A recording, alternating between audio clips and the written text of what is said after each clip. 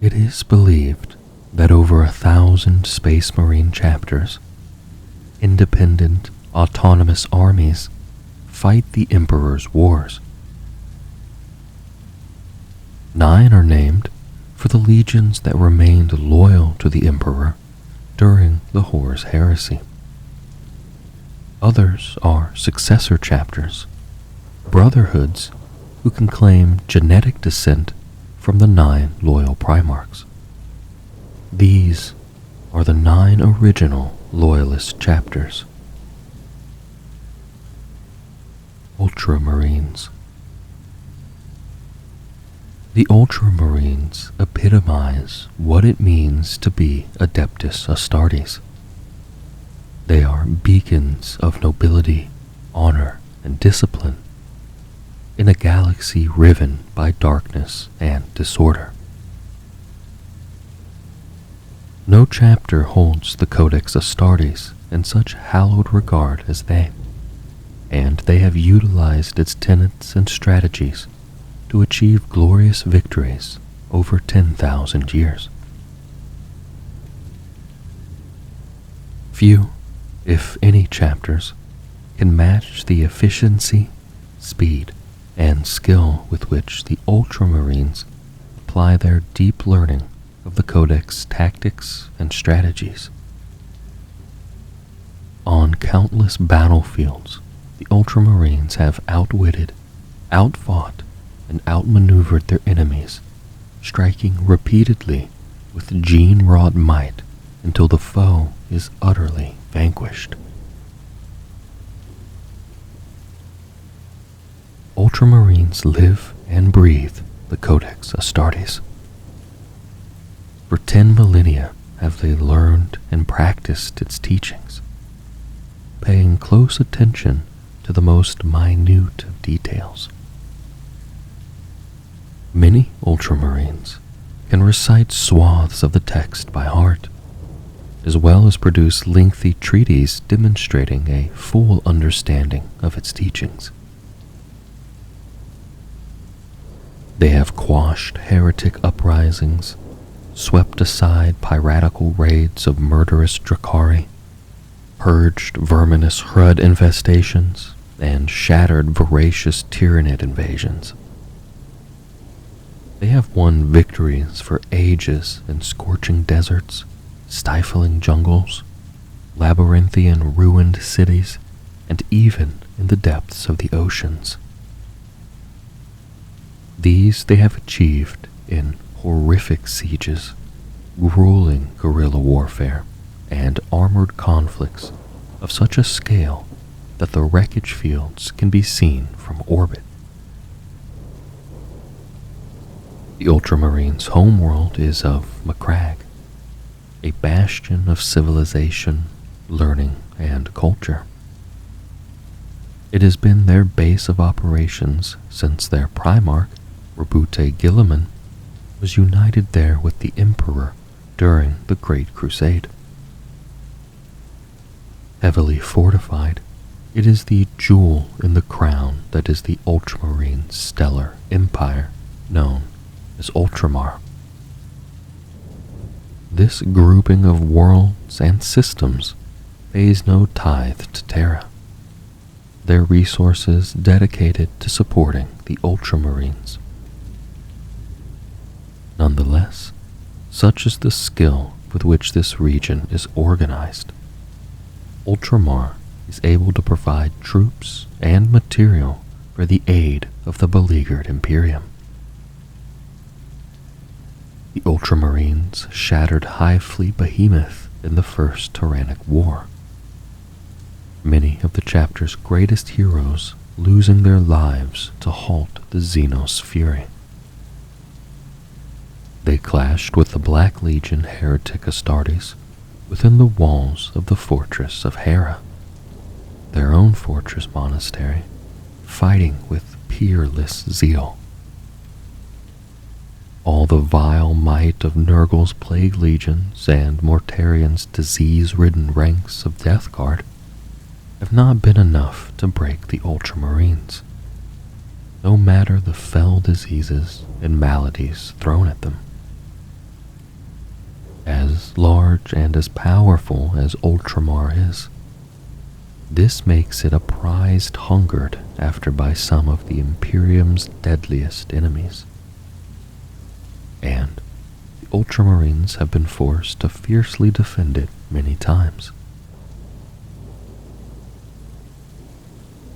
The Ultramarines are commanded by some of the greatest Space Marines in the Imperium. Marnius Calgar, the chapter master, is a superlative warrior and talented strategist. Long is his list of victories. He crushed the orcs in the siege of Zalathras, defeated an Eldari avatar at the Battle of Orar's Sepulchre, and led the masterful defense of Vigilus, engaging Abaddon the Despoiler himself in single combat. Tigurius is the Ultramarines' chief librarian, a battle psyker and warrior scholar of formidable intellect and insight, whose word is of greater value than armies of spies, strategists, and tacticians. Ortan Cassius, the Master of Sanctity, is the Ultramarines' oldest living Space Marine. It was he who established the Ultramarines' Tyrannic War veterans, and has made it his personal mission to see the Tyranids erased from existence. It has not gone unnoticed amongst the Imperium's highest echelons that despite being the author of the Codex Astartes and the loudest voice for the breaking up of the huge Space Marine legions in the very distant past, Rabute Guilliman is now the only individual in the Imperium capable of commanding the loyalty of so vast a force of arms.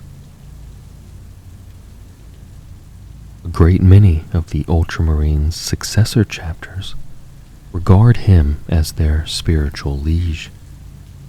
Even those that have strayed from the teaching of the Codex to some degree, or have embraced their homeworld's culture more, hold him in the highest regard.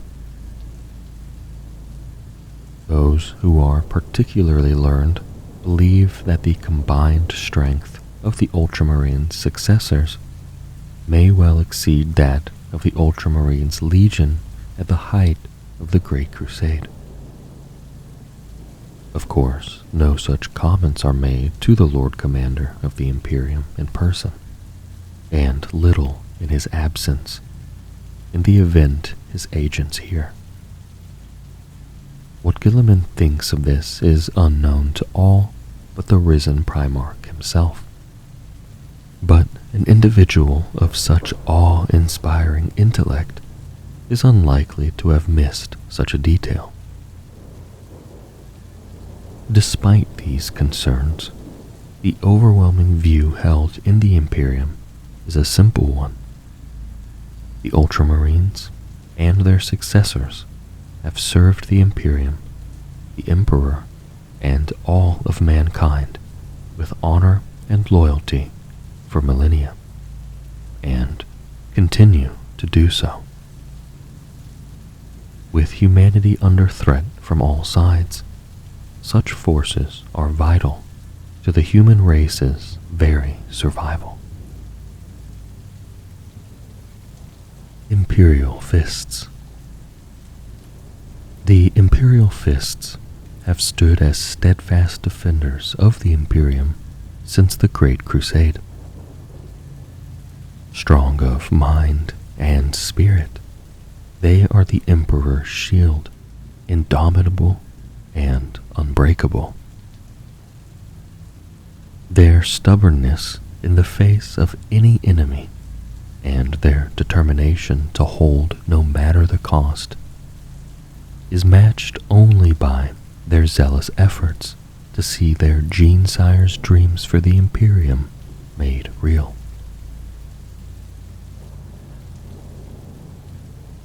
The Primarch of the Imperial Fists was Rogel Dorn, whose name is revered throughout the Imperium, and from him stem the chapter's proud history and traditions. After being torn from Terra and cast into the galaxy, the Emperor discovered Dorn years later on the ice world of Inuit. Like many of his brothers, he had risen to lord of his people and had established a stellar empire of his own. Recognizing the Emperor as his father and liege, he presented the Master of Mankind with Phalanx, an immensely powerful and mobile space station that dated back to the age of technology. The Emperor handed to Dorn the Imperial Fists Legion, created using Dorn's own genetic material. The Emperor also insisted the Primarch keep Phalanx, and ever since, it has been the Imperial Fists' flagship and primary fortress.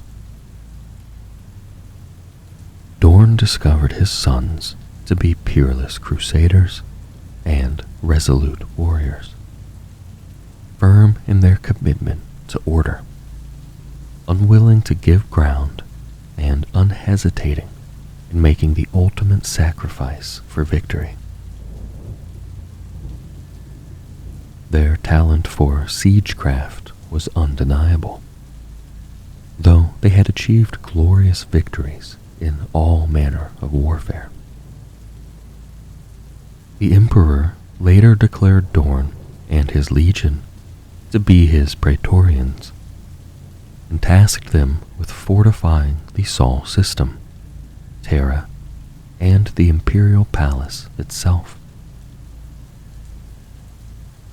Ever since, the Imperial Fists have been known as the Defenders of Terra, a title they bear with immense pride. Their official homeworld, 10,000 years later, remains Terra itself, though the demands of war ensure the Imperial Fists now almost never return. Dorn saw the Imperium being built by the Emperor's legions as a fortress, with each world a part of a galactic system of ramparts, bulwarks, and counterguards. He laced the worlds the Imperial Fists conquered with mighty bastions and constructed vast orbital citadels around them, naming this system the Bastion Imperialis. When the Horus heresy struck and world after world fell in with the traitors or was conquered by them, he saw each fall as a deep crack in his design. The tireless efforts of Rogel Dorn and the Imperial Fists to fortify the Sol system paid dividends during the Siege of Terra, turning the Imperial Palace into one of the most formidable fortresses the Imperium had ever seen. The Imperial Fists fought unwaveringly in the fighting, holding the walls and throwing back traitor assaults. Dorn teleported with the Emperor to engage Horus aboard the traitor's flagship, but was separated from his father before the duel that decided the fate of the Imperium took place. Bitterness and a deep sense of failure came to define his character for some time, and it took much to convince him to break his legion down into chapters following Rabute Guilliman's publication of the Codex Astartes. For 10,000 years, the Imperial Fists have been a symbol of imperial defiance, in the face of all the myriad threats posed to humanity. They have played a vital role in the preservation of the Imperium, thousands of their number sacrificing themselves on battlefields the galaxy over. Rarely will a warrior of the Imperial Fists boast of such deeds, however. For them, the performance of such acts ranks far higher in importance than the declaring of them. Though not secretive and mysterious like the Dark Angels, they also do not possess the brash, loud, and forthright nature of the Space Wolves. The Imperial Fists often appear humorless and severe to those who encounter them, but they are nonetheless passionate warriors, determined, firm, and believing still in the great cause of Rogel Dorn's Bastion Imperialis. For them, it is said, the Great Crusade is yet to be completed. Whilst this goal is rarely spoken of aloud by the Imperial Fists, doubtless it is one that scarcely leaves their minds as they wage war. Sacrifice and commitment are huge elements of the Imperial Fists' ideals. They refuse to give ground to the foe, on occasion to their detriment. Phalanx's Librarius has records of many destroyed Imperial Fist forces that could have been saved were it not for stubbornness. Though it is without any doubt that many more victories have been won thanks to this trait, which runs so deeply through them. The Imperial Fists have a deep well of recruit reserves with which to replace their fallen brothers, drawn from a multitude of worlds to allow for the high casualties they frequently suffer. While their chaplains teach of the need to manage excessive pride to avoid catastrophic losses, the determination to never give up holds a vice-like grip over every Imperial Fist's hearts. In terms of their combat doctrine, many Imperial Fists spend a disproportionately long period of time in fire support roles, serving in Hellblaster squads, Devastator squads, and Aggressor squads. This is due to their preference for heavy firepower, the emphasis they place on marksmanship, and the hellish siege battles they so often fight. In the time of the Era Indomitus, the Imperial Fists have fought battle after battle to break the forces of the arch-enemy, relieve populations besieged by hordes of ravening Xenos, and recapture fallen worlds. Blood Angels. Resplendent in their chapters gleaming red, the Blood Angels have fought for the Emperor since the first founding. They are amongst the most noble Space Marine chapters, seeking to always protect the weak and vulnerable. Yet, this deep sense of integrity and honor is besmirched by a hideous curse they conceal from all outsiders and ever strive to resist. Little is known of the Blood Angels' earliest history. Sanguinius was discovered during the Great Crusade on Ball Secundus, the second moon of the planet Ball. Though Ball and its moons were once glorious places of wealth and breathtaking architecture, during the Dark Age of technology, all was destroyed. They were left as irradiated husks, inhabited by a small human population and savage mutants. After his pod crashed there, Sanguinius was a god to the near-feral inhabitants, a figure of incomparable nobility and beauty in a place of suffering, death, and ugliness. This despite his angelic wings, which nearly led the tribes to slaughter him upon his discovery. When the Emperor finally reached the Ball system, Sanguinius accepted him as his liege without question, and took command of the 9th Legion. Little detail survives of the Legion's involvement in the Great Crusade itself, besides a handful of honorifics and generic articles praising the Blood Angel's successes, almost all from the time after Sanguinius was placed at the head of his sons.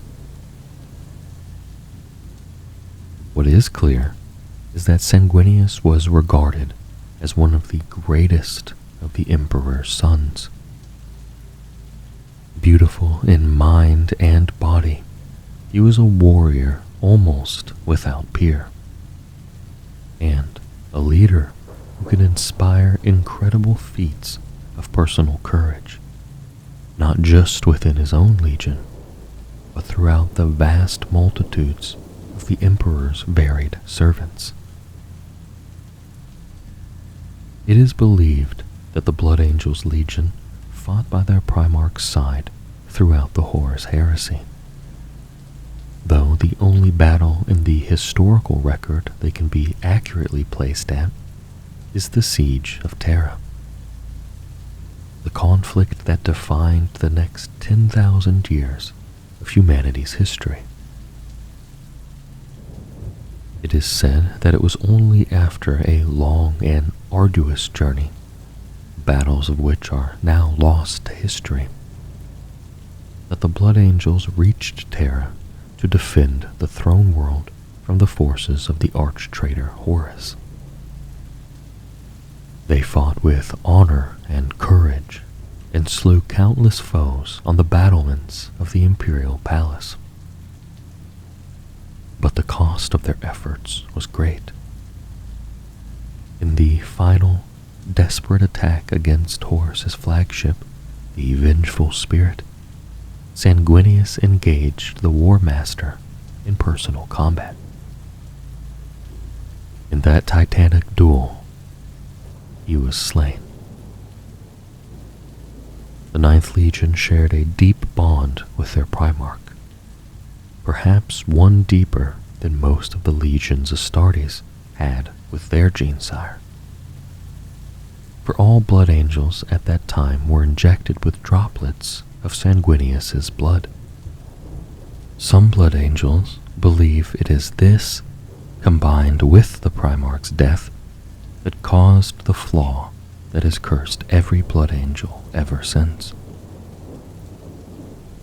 Partial fragments discovered in hidden corners of the Legion's Librarius that suggest some Blood Angels legionnaires suffered from a version of the flaw even before Sanguinius's death have been dismissed as false and locked away. The flaw takes two forms: the Red Thirst and the Black Rage.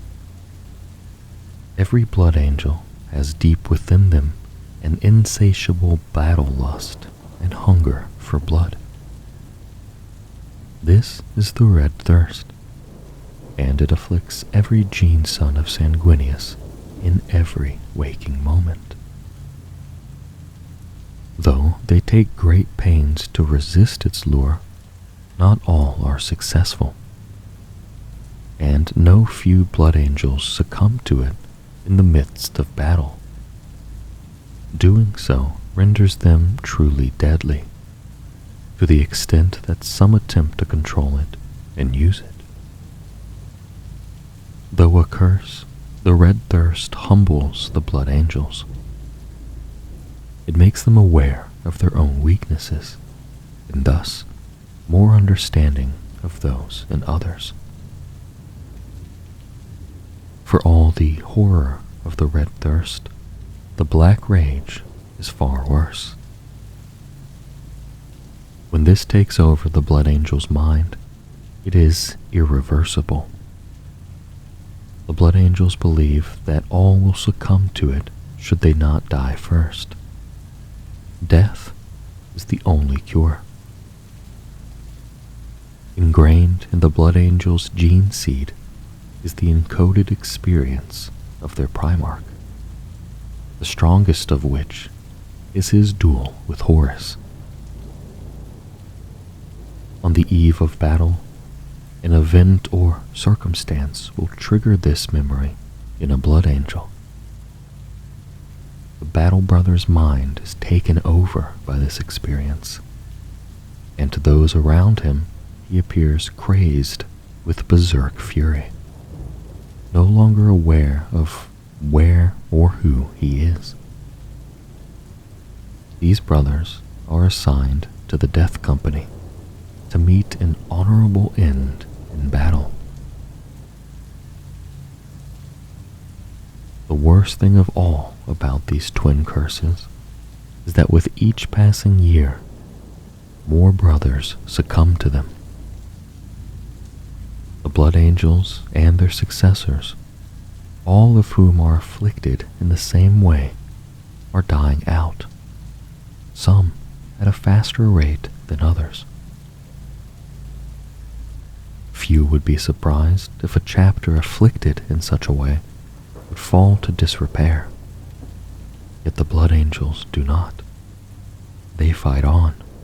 They charge headlong into the guns of the enemy, eager to slay them in hand-to-hand combat. They honor their Primarch's belief that the galaxy can be changed for the better. This is epitomized in the transformation of recruits into Space Marines. The rad-scarred aspirants drawn from the Ball system undergo an apotheosis. They spend a year in slumber in ancient sarcophagi, in which time they receive their implants to become Space Marines.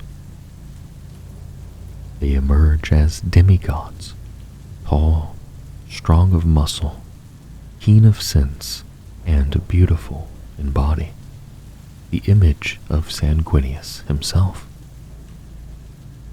Their desire to perfect and improve things manifests in every aspect of the blood angel's existence, from the elaborate embellishments many sport on their armor, the exquisite craftsmanship of their weapons, and their incredible skill with bolter and blade. In these dark times, the blood angels represent all that humanity can be. Despite, or because of, their terrible flaws, they are paragons of virtue and duty, serving as inspiration for all in the Imperium. White Scars. The roaring of furious engines, deep rumbles of thundering armored transports, screaming of heavy jump packs at full burn, and ferocious Korchan war cries herald the devastating assault of the White Scars. Formidable hunters drawn from fierce tribesmen, the White Scars smash through their foes like the tip of a spear through the flank of prey. The White Scars are masters of lightning warfare and hit-and-run attacks. They stalk their prey patiently and relentlessly, before striking at the weakest point with incredible precision, ferocity, and speed. They have inherited this martial legacy from the harsh culture of their homeworld, as well as from their Primarch, Jagatai Khan, known as the Warhawk, the Kagan, and the Khan of Khans. The White Scars hail from Chogoris, a world of wind-swept plains and jagged mountains. Its nomadic population are expert hunters and horsemen, and are persistently at war. This harsh lifestyle produces hard people, and therefore aspirants of high quality for the White Scars. It is among these people that Jagatai grew up, learning and embodying their ways. After his discovery during the Great Crusade, he imbued the 5th Legion with the traditions of Chogoris, and in doing so, bound his sons to him. To this day, the White Scars hang furs, Chogorian trinkets, and shamanistic fetishes from their armor, ritually scar their faces with tribal heraldry, and go to battle bearing the severed heads of their enemies. Thanks to these trappings, many mistakenly believe the White Scars to be backwards or even barbarous. The White Scars' manner of war is tightly controlled, however. As hunters, they carefully observe the lay of the land, striking only when they are ready. Off the battlefield, though they train as hard as any other Space Marines in the art of war, they are highly cultured. Many White Scars seek mastery in one or more of the noble pursuits set down by the Kagan. For some, this is hunting. For others, Korchan calligraphy, or the telling of ancient tales. A rare few embrace the challenge of Cyvers. These skills are vital in making the White Scars better warriors. The patience required to paint a perfect character of Korchan script is the same patience that makes for an adept hunter. Even killing is an act of beauty to them, a demonstration of unity between warrior and weapon. The White Scars are also possessed of a strong sense of honor and justice, another legacy from their Primarch and the tribes of Chogoris. Deep mysticism and superstition form an integral part of Chogorian tribal culture, and so too are they embraced by the White Scars.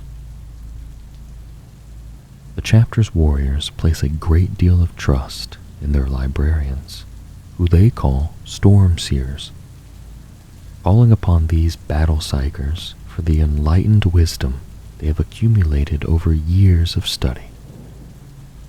In battle, Storm Seers command the elemental fury of the Tempest. Gales flow at their instruction, and lightning bolts strike the foe at their behest. This appears to have been so for almost all of their history, according to those few with knowledge on the matter. They suggest that the White Scars argued in favor of retaining the Space Marine Legion's Librarius in the fabled Council of Nicaea during the Great Crusade. Some believe that it was here that the Emperor prohibited the Space Marines' use of psychic powers before the Horus Heresy. Though the horror of that terrible conflict necessitated reinstating the Librarius. The White Scars' battle tactics are highly fluid, the warriors of Chogoris repeatedly utilizing feints, staged retreats, and flanking attacks to destroy the foe. Speed is a key component of their strategies, and every White Scar strike force brings with it a host of bikes, armored transports, and jump packs. Few things give a son of the Warhawk greater joy than roaring across the battlefield, blade in hand, to bring death to the Emperor's enemies, often laughing as they strike their foes down.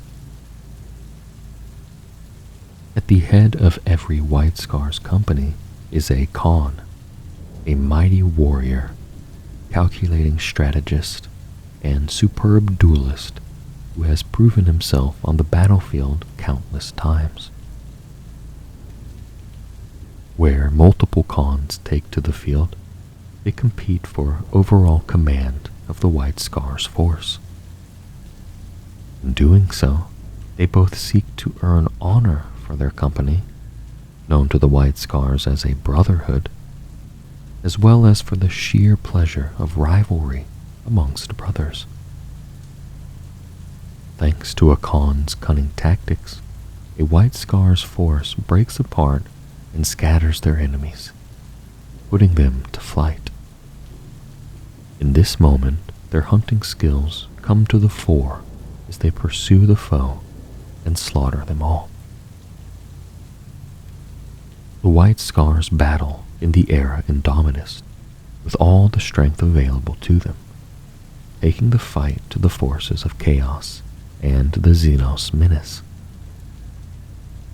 The Yasan sector, in which their homeworld resides, has come under ferocious attack by the forces of Chaos pouring from the Maelstrom.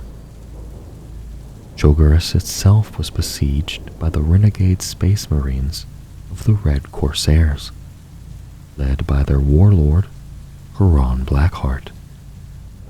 But the White Scars held firm and drove the traitors from their world, and the chapter's brotherhoods have since fought in the Vigilis, Asmar, Shinna, and Anragua systems.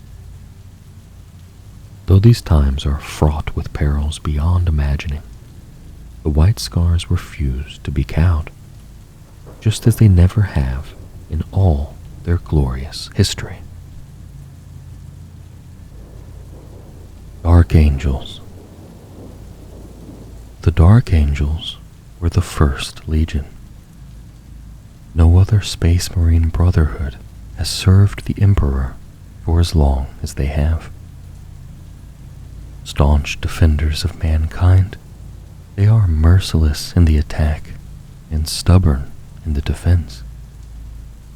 They are also shrouded in mystery, however, and have secrets so shameful they are kept even from many of their own number. The Dark Angel's name is held equally in awe and fear by those they fight for and against. They are not regarded in the same light as their brothers in the Ultramarines or Blood Angels. They are famed less for their honor and nobility than their unsettling demeanor, taciturn manner, inscrutability, and solemnity. Those who have fought beside the Dark Angels observe the deliberate detachment the chapter exhibits, and the rapid disappearance of its warriors as soon as their mission is achieved, sometimes even before the war is concluded. The Dark Angels are a fleet-based chapter, crossing the void in their armada of warships, and at its head, the mysterious fortress monastery known as the Rock. Few know how this colossal, void-born citadel came to be, or why the Dark Angel's former homeworld of Caliban no longer exists, and they would fight and die to keep the truth from the remainder of the Imperium.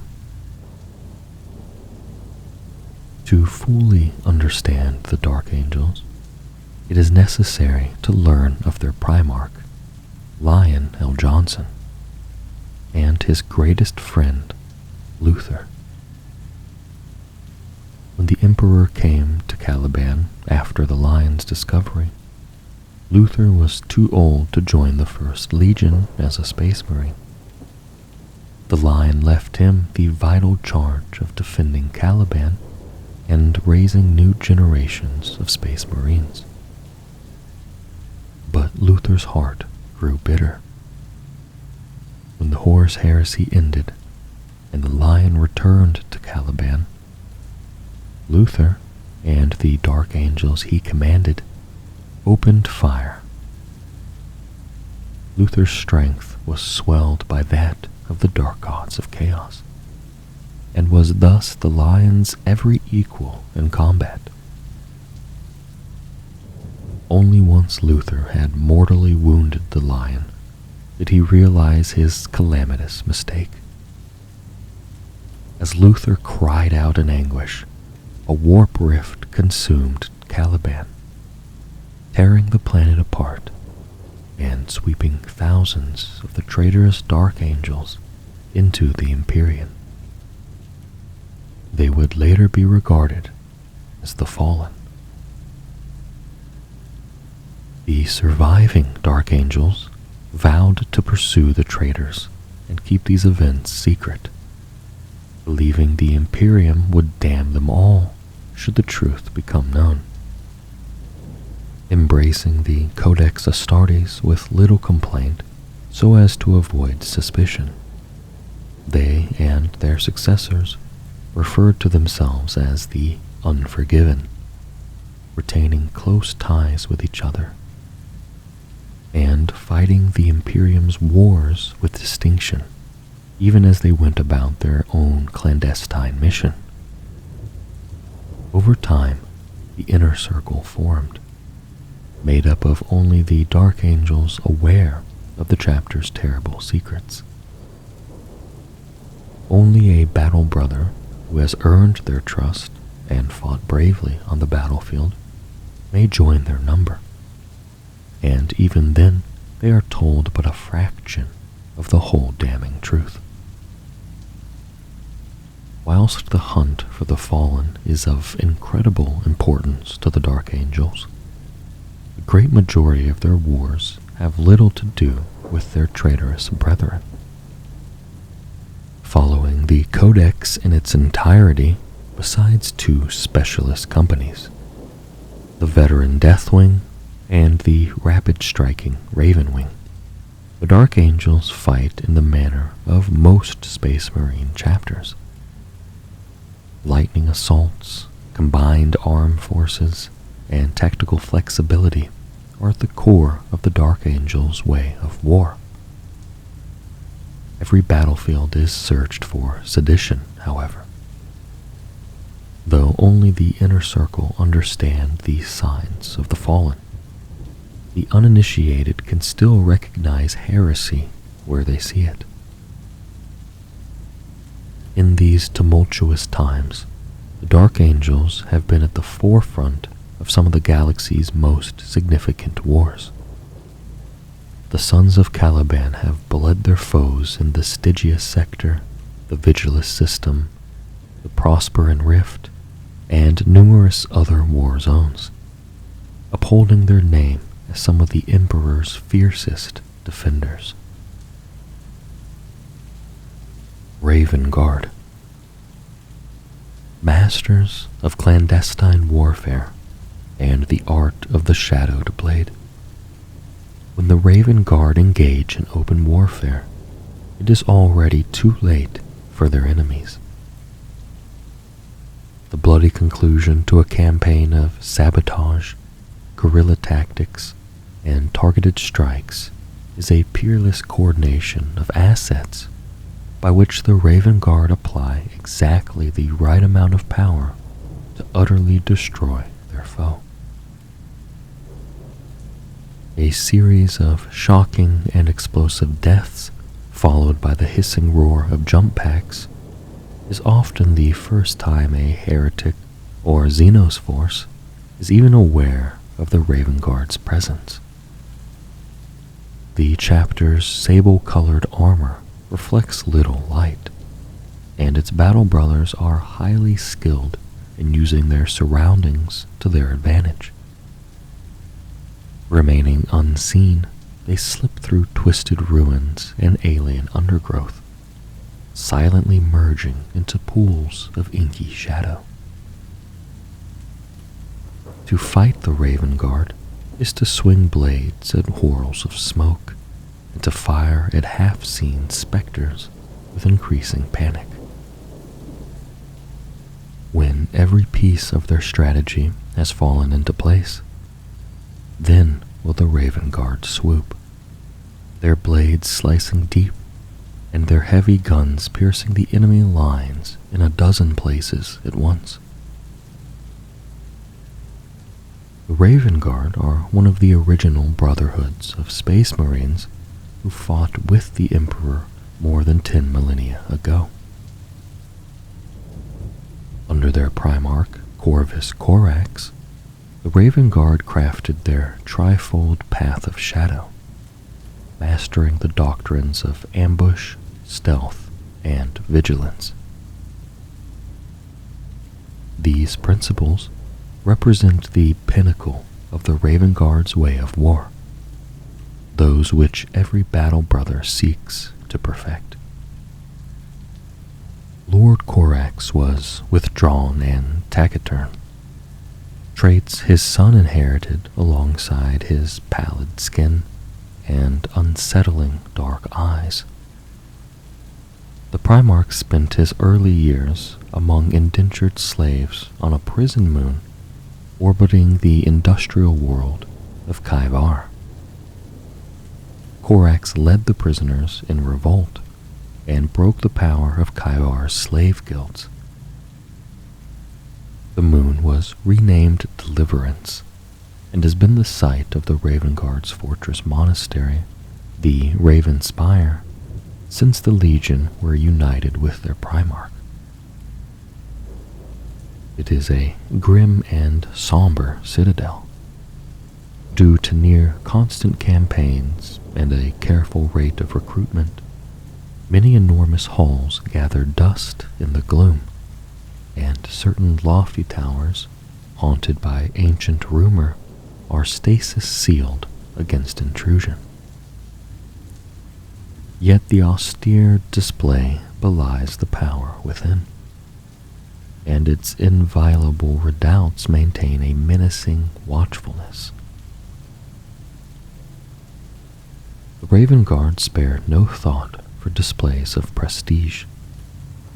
Function is all, and as a training ground, bulwark, and memory of their genesire's legacy, the Raven Spire fulfills every function the chapter requires of it. Corax's experiences on Deliverance instilled in him a deep hatred of oppressors. To this day, the Raven Guard strive to liberate humanity from heretical tyrants and Xenos overlords. They break the chains that bind mankind's sundered and enslaved worlds, though they do so from the darkness with no expectation of glory. For the Raven Guard shun the kinds of acclaim and honors that are laid before other chapters. The Raven Guard's isolationist tendencies and inscrutable nature do not endear them to their allies. Their dour and laconic battle brothers are viewed as suspicious and uncertain figures, distancing themselves even from other Space Marine chapters. With their brooding mien and dark gaze, the Raven Guard are held by those human survivors who owe them their lives as much in fear as in awe.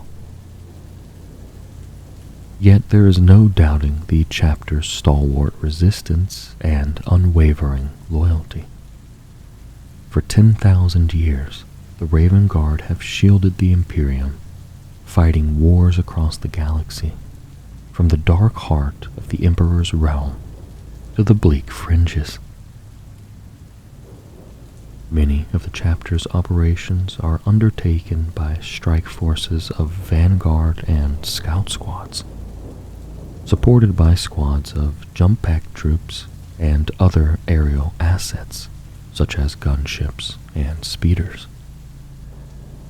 Such forces are expert at maneuvering behind enemy lines.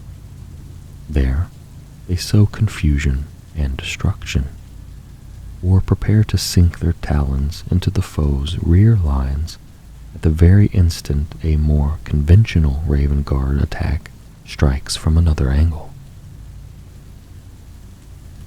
Hunting from the shadows, teams of Raven Guard snipers mercilessly cut down fiery demagogues and savage Xenos warlords. Highly valued among Corax's doctrines was the belief that a leaderless enemy is an enemy already defeated. Decapitation missions and assassinations were coordinated with feigned retreats and skyborne strikes. These stunning strategies leave the enemy reeling and vulnerable to the final coup de grace, without unnecessarily exposing the Raven Guard. The chapter's doctrine espouses stealth and swift reactions over brazen and costly onslaughts. The Raven Guard understand firsthand the consequences of terrible losses. Some of their oldest legends speak in bleak and bitter terms of the darkest days of the Horus heresy. Along with the Iron Hands and Salamanders, Corax and the Raven Guard were brutally betrayed on the black sands of Istvan V by former allies. Hardly anything is known for certain of those chaotic times, but the Raven Guard were massacred and almost wiped out. After that terrible day, scattered bands of Raven Guard fought a shadow war against the forces of the traitors, making them pay in blood for every step they took towards Terra. Not all the Raven Guard's missions are undertaken subtly. After a careful reconnaissance by infiltrating squads, a shadow captain may deem a decisive strike of sudden and precise force is necessary. Shock troops are revealed in terror-filled storms of noise and death. Flights of jump troops descend from the skies, heralded by gunfire and crackling lightning claws. Such a strike shatters the foe's strength before they are aware the fight has even begun. As counterstrikes mobilize against them, these fast-moving squads have already withdrawn to strike elsewhere. Space Wolves. With the fury of a winter's storm and the savagery of apex predators, the Space Wolves tear apart humanity's foes with instinctive aggression. The chapter is a brotherhood of heroes, hungry for glory and dedicated to defending the Imperium.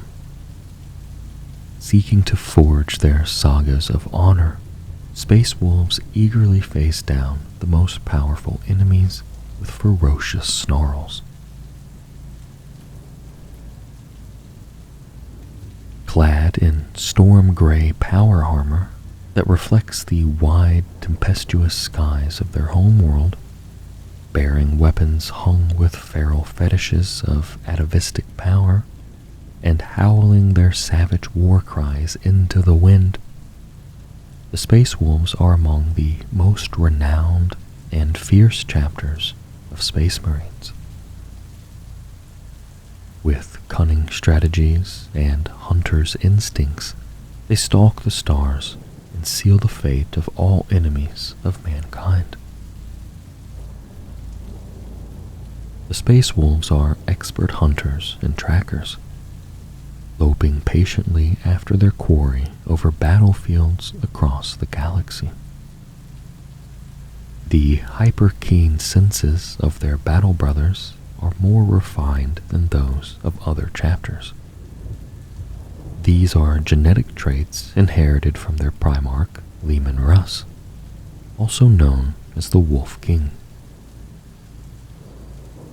Russ fully embraced the tribal nature of his upbringing, and this culture forms an important part of the chapter to this day. The Space Wolves are divided amongst 12 great companies, each an autonomous brotherhood whose commanding wolf lord is answerable only to the master of the chapter, the Great Wolf, diverging far from the tenets of the Codex Astartes. The great companies are as individual as their lords, reflecting their commanders' preferred methods of warfare. Each great company maintains its own ships, war engines, and specialist advisors that in other chapters are often drawn from centralized institutions. Every great company includes warriors who fight in what adepts of the Codex would recognize as every strata of strategic designation. In this way, each Wolf Lord is capable of taking the fight to any enemy. The warriors who answer his call, deploying in massed drop assaults, in roaring columns of bikes and battle tanks, in bands of heavy weapon specialists, or in swift groups of close combat killers. Space Wolves fight in tightly knit squads called packs. Maintaining their ancient traditions, most battle brothers fight with the same pack for their entire lives, building iron-hard bonds of camaraderie and honor that see them operate fluidly and instinctively as a whole. Individual warriors may be singled out for their glorious deeds and raised to the great company's elite packs of Wolf Guard, or they may possess specialized skills and traits that are best employed elsewhere, such as in stealthy and taciturn packs of Wolf Scouts, or among aggressive and headstrong Skyclaws. Guided by the chapter's priests in their totemic lupine cultures, Space Wolves appear as barbarous and feral to their allies as they are terrifying to their enemies. Their giant warriors wear wolf pelts, runic talismans, and necklaces of oversized fangs, while upon their armor and leathery, weather-beaten skins are jagged icons, tribal tattoos, and warding sigils redolent of their harsh homeworld. The Space Wolves hail from the death world of Fenris, an icy planet of savage beauty, storm-tossed seas, and lethal predators.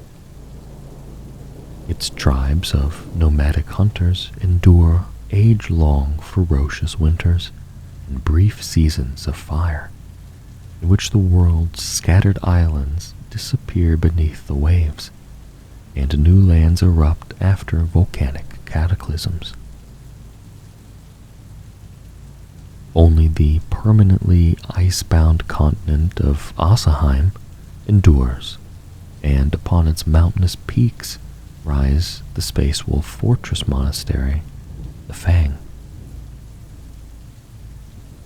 Native tradition forbids the tribes of Fenrisians from attempting to reach Asaheim, viewing it as a distant land of fierce gods. They are ignorant of the wider Imperium, and know of the Space Wolves only as mythical sky warriors. These armored giants, swathed in furs, may appear suddenly after a tribal battle and take with them those youths who fought with the greatest bravery and ferocity, never to be seen again. These vanished heroes are never mourned, though they may have been grievously wounded when taken, as good as dead. Their kin know they now wage eternal war among the stars at the side of the demigods. This warlike pragmatism and indomitable spirit was instilled by Leman Russ in the Space Wolves and remains perhaps the greatest strength of his sons. The chapter's battle brothers are immune to the insidious tendrils of despair, apathy, and discontent, for they live the warrior's dream, an existence of daily battle waged alongside their brothers, punctuated by feasting and drinking, and at its end, a truly valorous death. Salamanders. Forged in the crucible of war, the salamanders are flame-bearers and warrior craftsmen who hail from the volcanic death world of Nocturne. This brotherhood of onyx-skinned guardians has fought stoically to defend the Imperium for 10 millennia, wielding master-wrought weapons to hammer the foe into oblivion. The Salamanders are the scions of the Primarch Vulcan, whose great strength, endurance, and skill in the forging and wielding of magnificent weapons is legendary. These traits, and many others passed into his sons, have persisted for 10 millennia. The chapter's warriors have skin as black as flawless obsidian, thought to be an unusual reaction between their gene seed and the as yet unexplained radiation on their home world. Coupled with the black orbs of their eyes, broken only by the ruddy glows at their center like lit coals, Salamander Space Marines present a more terrifying appearance than other warriors of other chapters. Though they carry their unsettling appearance with a humble nobility, more than one insurrection has been quashed in its infancy by the sight of an unhelmed salamander advancing upon the ringleaders with red eyes blazing. Salamanders excel in short-range firefights, striding through storms of enemy shots in suits of master-forged armor. Each step forward is echoed by synchronized bursts of blistering firepower. They expertly employ large numbers of incendiary weapons such as flamers and melta-guns, with which they burn their enemies out of the shadowed places of the galaxy and carve open their places of refuge. The salamanders prize patience and wisdom above all. Against overwhelming odds, they maintain steady advances until they are ready to meet the foe eye to eye. Then are the fires of their rage unleashed, and the famed strength of their gene sire visited upon mankind's enemies in blows from artisan-crafted blades and immense drake-headed thunder hammers. The salamander's homeworld of Nocturne is a fiery orb, strung with volcanoes, black plains, and sulphurous seas. Its higher crags are stalked by immense fire-breathing predators, from which the Salamanders take their name. It was on Nocturne where Vulcan learned the art of metalworking, unlocking the secrets of fire and steel, the virtues of patience and honest labor. His sons continue to perfect these traits, and each battle brother learns to craft and maintain their own war gear with great skill. This allows the chapter's tech marines to focus on the repair of the Salamander's large war machines and create technological artifacts of great beauty and perfect function. While the Salamander's fortress monastery sits on Nocturne's barren moon of Prometheus, the chapter's battle brothers maintain close ties with the human inhabitants of Nocturne.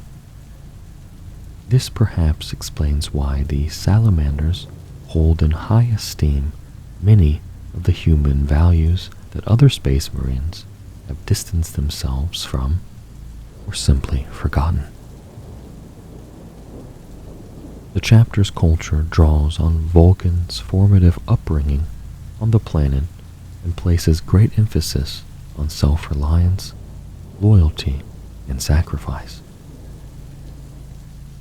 The Salamanders maintain a great many technologies from ancient times, including unusually large numbers of hulking suits of Terminator armor. The Fire Drakes of the chapter's Veterans First Company often take to battle arrayed in such powerful war gear, and their personification of the Salamander's ideals recalls their heroic namesakes from millennia ago. The original Fire Drakes were Vulcan's elite warriors, and together with a large part of the Legion, they were betrayed during the opening stages of the Horus heresy by those they had thought were allies. With a fraction of their legion remaining, the Salamanders nevertheless proved a patient and enduring foe. Official records tell of no known successors to the Salamanders chapter prior to the Ultima founding. It is said that at the second founding, when Rabute Gilliman bade every Space Marine Legion to divide its strength into separate chapters, Vulcan secured an agreement to keep the depleted Salamanders whole. There have been many foundings since that time, and there are several chapters that share similarities in doctrine, organization, and physique with the Sons of Vulcan. Whether these chapters are successors of the Salamanders remains a matter of debate. During the Ultima founding, Archmagos Belisarius Call used the true genetic stock of Vulcan to create Primaris battle brothers for the Salamanders. All Primaris chapters were also founded from this source, their warriors plunging themselves into the fires of war with the tenacity expected of all Vulcan's sons. The Salamanders made swift contact with them, dispatching chaplains to each to instruct them in the Promethean cult. Iron Hands. Adherents to cold logic, intolerant of weakness, and utterly without mercy, the Iron Hands are implacable warriors whose resolve is as unflinching as solid adamantine. They are relentless defenders of the Imperium, who seek to replace the weakness of the flesh with the unyielding strength of the machine to attain perfection. To the Iron Hands, the flesh is weak. Though many Space Marine chapters utilize bionics to replace body parts of their wounded that have been damaged beyond repair, the Iron Hands replace entirely functional limbs, organs, and digits with mechanical augmentations. The ultimate goal for a great many Iron Hands is to be interred within a dreadnought, which they see as the perfect alloy of the organic and the mechanical. To them, no destiny is more perfect than spinning an eternity of war as a living machine.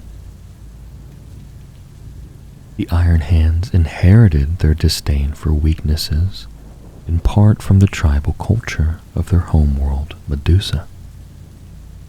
Shrouded in a perpetual gloom, it is a death world characterized by jagged volcano ranges, rupturing geysers, and toxic pollution pumped into its atmosphere by the population's enormous land crawlers. Medusa's inhabitants are in a constant state of war with each other, fighting furiously over the planet's scarce resources. Such a way of life breeds a hardy and remorseless people. However, the greatest cause of the Iron Hands' intolerance can be traced to their primarch, Ferrus Manus. Indeed, it was his death that set them fully down the path of affinity with the machine.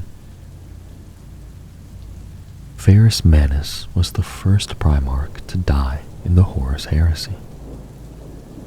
When he learned of Horus's treachery, he made for the Istvan system with all haste.